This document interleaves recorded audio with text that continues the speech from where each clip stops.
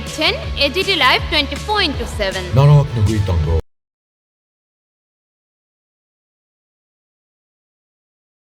এই জয়টা প্রত্যাশিত ছিল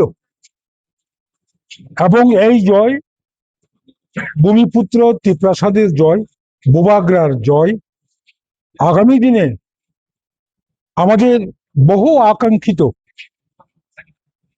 সাংবিধানিক সমাধানের লক্ষ্যে কিছু কিছু বেসিক দাবি দেওয়া পূরণের লক্ষ্যে বোবাগ্রাকে আমরা উপহার দিয়েছি, বোবাগ্রাকে শক্তিশালী করেছি এবং আজকের ফলাফলের পর রাজ্যের সমস্ত অংশের মানুষ আগামী দিনে ভূমিপুত্র জনজাতিদের তাদের যে ন্যায্য অধিকার প্রদানের ক্ষেত্রে অত্যন্ত সহানুভূতিশীল হবে। দেশের ভোট মার্জিন নিয়ে কি বলবেন? ভোট মার্জিন আমি প্রথমেই বললাম এটা প্রত্যাশিতই ছিল। বিগত দিনে যেভাবে শরিকি দল, বড় শরিকি দল যেভাবে অযথা মিথ্যা অভিযোগ, অযথা কোনো যুক্তি ছাড়া জেলা পরিষদ প্রশাসনের বিরুদ্ধে যে অভিযোগ, এর একটা মোক্ষম জবাব দিয়েছে এবং রাজ্য সরকার রোমান স্ক্রিপ্টের মাধ্যমে বরফ ভাষাকে চালু করার বিরোধিতা করেছে।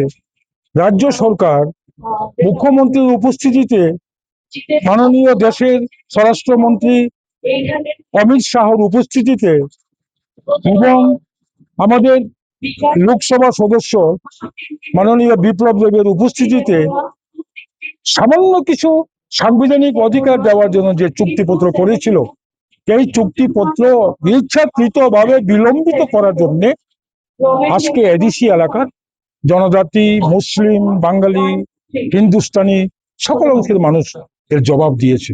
এটাই তো পরিষ্কার। এবং আমি রাজ্যবাসীকে অভিনন্দন জানাবো।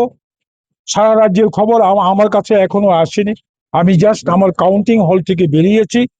তবু পরস্পর শুনেছি নিরঙ্কুশ সংখ্যাগরিষ্ঠিত হয়েছে, যার জন্য আমি এডিসি এলাকার 28টা